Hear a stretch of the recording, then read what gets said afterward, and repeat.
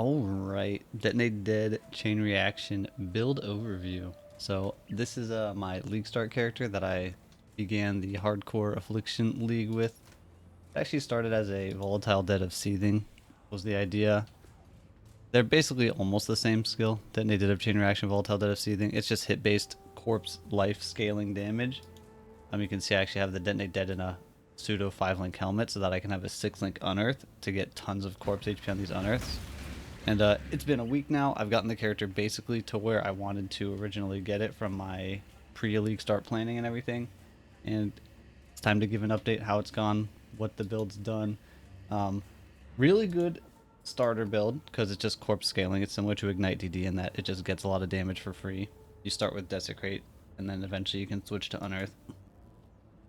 DPS is really high, very bursty as well. And the character is super tanky for pretty much anything that's not like Uber Pinnacle boss content. I don't think a lot of the defenses would be that good for Uber Pinnacle bosses because it's a block, which a lot of their stuff can't be blocked. It doesn't have any particular massive elemental mitigation, which you really want for Uber Pinnacle bosses. But I found the niche, the spot where the build really shined is running lots of Guardians and Guardian Invitations, which I did over the last day. So I'm going to pop a map in, we'll play it a bit. And it's really good at mapping in general. It's really good at doing the affliction mechanic. I've felt not really scared at all. Like even these Guardian maps that I've been running. Not much issue just jumping into the affliction area, juicing the whole thing up, searching for the boss, whatever. And yeah. The clear speed is fine. It's nothing special. Nothing stand out on speed. You have 2 buttons for your damage most of the time. You know, if there's like a big density, you'll see sometimes you can skip casting Unearth for corpses, but generally you're hitting the 2-button build. The Unearth casts really fast. I can like kind of press both at the same time. And it like almost even seems like it's just one cast. But the clear is fine. It really shines in basically massive defense for mapping content and lots of single target damage. One of the more recent additions to the build is these turtles vectors that are following me around. They're one of the new corpses you can get from the corpse vendor in the league mechanic, and I just have the regular tier. So for the corpses, there's 3 tiers of all of them that you can get. There's imperfect, then there's just the normal ones, and then there's perfect. Most of the ones at perfect tier cast an aura. The turtles cast determination. I don't need determination because I'm running it myself, so I just have the regular tier. They're like pretty dirt cheap, but they give the owner 5% physical damage reduction each. So just for being alive, I'm getting 10% phys reduction for these 2 turtles. Pretty good. You can see that was a spot where I could just chain the DD a bit. And like there's empowered mobs in these packs, right? And they're just kind of dying just as fast because the damage is such overkill. We're lucky the boss will be empowered. Oh, no empowered boss. So he's just gonna kind of die. Yeah. Was kind of hoping to get an empowered one to show it off a bit, but that's the mapping. It's pretty good. I'm gonna pop this invitation that I have ready because I already did all the other ones as well. And you'll see it's very tanky for these. And then it has the added benefit of, since it's a Detonate Dead type ability, if we manage to kill a couple bosses next to each other, you can blow them up on each other and essentially instantly kill them. But even if you don't, I mean, it does so much damage that they'll just die anyway. There we go. We detonated the Minotaur onto the Hydra and it just dies. Yeah, so that's kind of how it plays, and I think this is like where it really shines. Doing maps, doing Guardians, running the invitations. I've done a lot of the pinnacle bosses on it. The thing with the single target like sustain on an extended boss fight, it can be a little bit awkward at times. Alternatively, what I've tried sometimes is I get a Unearthed Totem. But then Unearthed Totem with Detonate Dead, I should be able to just hold the Detonate Dead button down. It doesn't work. I think it has something to do with the weird chaining behavior of it. So you can like swap in Volatile, and this is like a single target setup that I've done. That does pretty nicely. But realistically, it has so much damage that you can just do the self-cast pretty much the whole way through and be fine. Okay, that's how it plays. Quickly go over all the gear for the character. So it's a lot of armor evasion bases. We need some suppression. We need all our stats, all that. The helmet is Essence of Horror crafted for 30% more LA damage, since this is where our DD is in, so we're getting essentially a 5 link. Since we have the 6 link for the Unearth, otherwise it's just suppression, res. Body armor, suppression, and I really wanted to get the fizz reduction, so I found a fractured suppression base and rerolled fizz for fizz reduction. And then I like the no life roll on the chest so that you can use the life mastery for 15% increased life. Gloves is pretty much just raw stats, suppression, res, dex. I got a lucky unveil with plus AoE, so I popped my auras in here. Not like super important. And then the boots are similar, just suppression, res, a little bit of regen. Actually, feels really nice having this 92 life per second. Just like on a piece of gear somewhere, if you can manage to get a little bit of regen, it actually goes a long way. Because I think one of the weaknesses of the build is dots. It's not the worst thing ever. We do have leech, but it's just nice to have. And then as far as like all these implicits go, it's taken as lightning, just some defense, cast speed, whatever. Determ effect, offering effect helps us get our block cap and some more armor. Fire exposure, and then I have scorch ground on the boots. I could also do action speed. I hit scorch ground first and I just kept it. It's nice, but action speed would be plenty serviceable as well.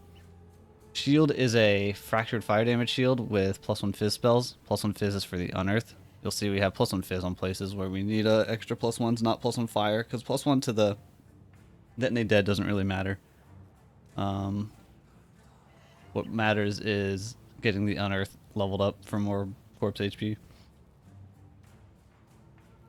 And then the unveiled suffix. I really wanted to get either double damage or double damage while focused unveiled. So then I could benchcraft the other one. So you can see there's 18 double damage while focused, and then benchcrafted just also double damage, which is pretty good, and especially for the burst. Belt's pretty much just stats, life, and res. And got a good armor roll, which is nice. And then I crafted the belt, and then Warlord slammed it after the fact. Because Warlord, you can get armor damage or fire damage, which are all good. You could also try a Hunter Slam for % life, which would be better, but it's more rare. Basically, Hunter has a better outcome, but less good outcomes total. This ring is Fractured Dex, so that we could get our big Dex requirement. Basically, I needed Dex on 2 items, like high Dex rolls on 2 items. I'm a little bit higher than I need to be. I think I probably didn't need to attribute quality this, but I think when I crafted it, there literally was not enough prismatic catalysts for sale in hardcore to do the resist catalyst, so I just went with the attribute one. And then otherwise, this just has a life roll and then bench crafted minus cost. And then the other ring has some life and res stuff as well, and it has actually an unveiled % reduced cost. I was planning on getting just crafted % reduced cost. Essentially, I wanted one ring with flat minus and one with %. But ended up just unveiling it, doing some random unveiling. And then so that let me craft an endurance charge, which is nice, not needed, but really nice. And then the scepter is typical +2 fizz with an unveiled mod and a multi-mod. Or again, the plus spell levels plus fizz for the unearth and all that. And then we have trigger socketed spells so that we don't have to deal with casting our bone offering or either of our curses. Which, for the gems, we have the bone offering and the curses in the weapon. We have the DD in the helmet, the unearth in the body armor. We have molten shell, flame dash, auras with an enlighten. I have level 3 enlighten. I think level 2 enlighten would have even technically been fine, but it just naturally hits 3. Definitely don't need level 4. And then shield charge, faster attacks, defiance banner, and then the raised specter for the turtles. And that's the gear, that's the gems. One more thing to go through, and that is the tree. We can actually start with the wildwood tree. We have the charm one, which I mean, I think unless you're an attack build that specifically needs a tincture for something, or you're planning around that, charm build's gonna be what most things have. So if I include the new unique jewel as kind of part of this tree, we have 3 charm slots, and then the unique jewel gets to go somewhere. There's 4 things I wanted from those, and it didn't matter which one was on the unique jewel and which is on the charms. Basically, a high offering effect roll. I need Culling Strike, or Want rather, I guess. Frenzy Charge on hit, and cover enemies in Ash. So I have cover enemies in Ash on the Jewel, but like this could easily be on a Charm if I had a Jewel with any of those other 3 mods. And then what comes along with them is nice bonuses. Having a little bit of suppression was nice. I initially had like a suppression passive right there that I was able to drop. But yeah, the offering effect is probably the most important one because we are using it to get our block cap. You can see I'm at a 28 block, 31 spell block, but then when offering goes off, we get all the way up to capped block and spell block. We are a max block build. Necromancer Ascendancy, straightforward stuff. We have the corpse stuff, we have the offering, and then just the resin damage. We don't need Essence Glutton. This gives either, what gives ES regen and mana regen essentially. We don't need ES regen because we're not doing anything with ES. We don't need mana regen because we are lowering our costs really low anyway. Like the Detonate Dead costs 5 mana. What actually spends mana there is just the stuff in the weapon triggering, since it makes them have 150% more cost. So the actual process of using DD is extremely low mana. Then rest of the tree, a lot of just life and LE damage type things. Life LE. You need spiritual. Well, you don't need. I mean, kind of need spiritual aid. Get offering effect from the mastery. Lets all the small nodes on your Necromancer Ascendancy that all have 10% minion damage apply to you. Just some more life and damage. Down here we get some block, and then Tireless is life and reduced cost, so this one's pretty important because again we're trying to lower the cost a bunch. We have reduced costs here as well, with the Mana Mastery giving reservation efficiency. And then down below Scion to get Mage Bane and the Reflexes node for helping us cap suppression out. And then the one last thing, this was not in the original build plan, but after being like, I want to get Leech, what's the best way to do it?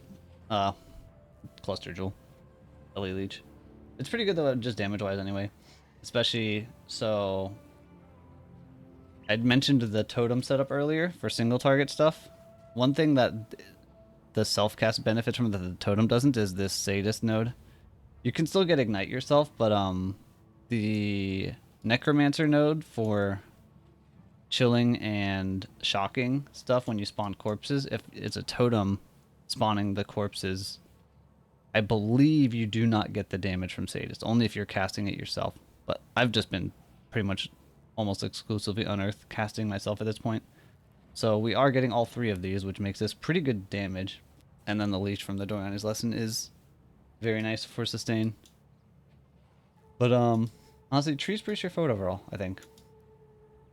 And then Pantheon's Brian King for freeze immunity and stun stuff, and then Ralakesh because Ralakesh is on like almost every build. And I think that about covers the build. It's been really fun. Like I said, very solid starter. Scales really well. Surprisingly, Ashes is not nearly as expensive as I thought it was going to be this league. I got lucky and had one drop myself. I did a lot of Eater influence early. But in hardcore trade, Ashes is down to sub 10 divines. When like previous leagues, it was actually like a 30 to 40 divine item. I would have thought it'd be at least the same price.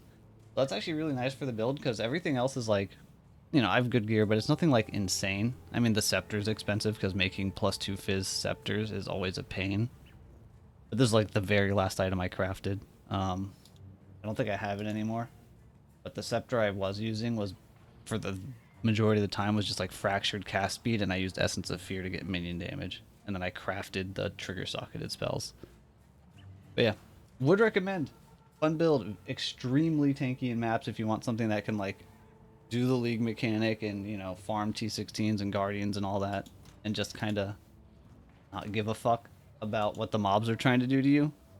It's good at it. If you want something that you're going to plan to do tons and tons of like pinnacle bossing on and uber bossing, like I said, it's capable of doing those things, but I think there's much better builds out there for that. Either way, that's all I got. I will have a POB and stuff linked below as always, obviously. And thanks for watching. See ya.